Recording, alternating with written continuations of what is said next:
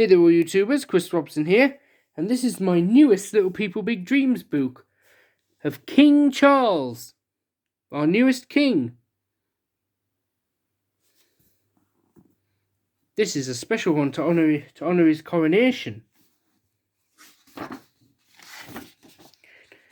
When little Charles Philip Arthur George was born, the bells at Westminster Abbey rang out for a royal birth. He was the first son of the future Queen of the United Kingdom, which meant he would one day be king. His mother became queen when he was 3, and he was named Prince of Wales 6 years later. While his parents were busy with their royal duties, the Queen's mother gave him all the hugs he needed. She also encouraged his love for art, music and nature.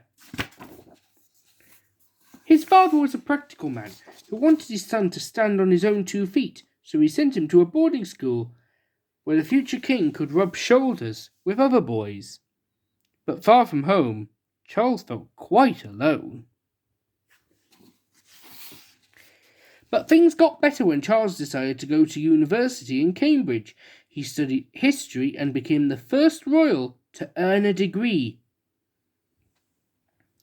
In his spare time, he explored his artistic side, performing in plays and concerts. Hoping to be a good prince for the Welsh, Charles spent some time studying at a university in Wales. He wanted to learn about its people and its language. But many were not happy with his visit, and he was met by furious protesters. How uncouth was that? But to get away from the attention, Charles took long walks into the mountains. All alone, surrounded by meadows, trees and sheep, he was no longer the English-born prince, but just a young man falling in love with Wales. And he promised himself to always do his best to protect those beautiful landscapes and the whole natural world. Charles was 21 when he gave his first speech defending the environment, long before global warming became a well-known issue. And after completing his duty serving in the Royal Navy, he used his final wages to create a charity that helps young people to fulfill their dreams. The time came for Charles to find a wife to share his royal duties with. The day he got married, millions of people worldwide watched the ceremony on television. Lady Diana, his bride, looked like a fairy tale princess. But the couple had very little in common and ended up divorcing. And sadly, Diana died 1 year after their divorce, leaving a deep hole in the hearts of their 2 sons, William and Harry, and of the whole world. When Charles married Camilla, his closest friend for 5 years, they bought a farm in Wales, far from any palace. There he planted trees, talked to his plants and ate organic food, inspiring others to live in harmony with nature too. Nice, innit?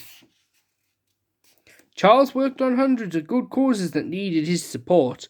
He brought governments and companies together to protect the environment and urged world leaders to do better to preserve our planet.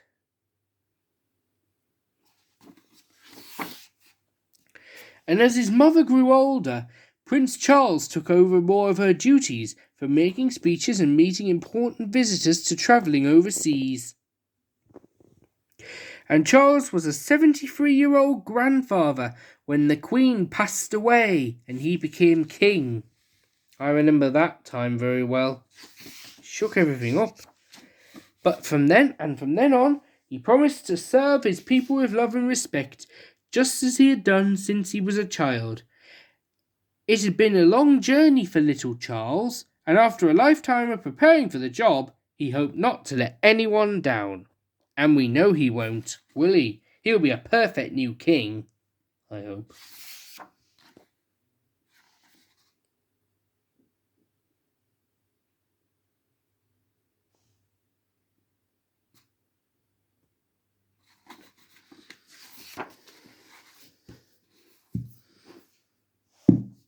So what did you think? Was this a great book for our new king's coronation? Tell me in the comments, and remember to like, subscribe, and comment on this video. Laters! Oh, and BTW, I think this is also my 35th Little People Big Dreams book reading. Isn't this a momentous celebration?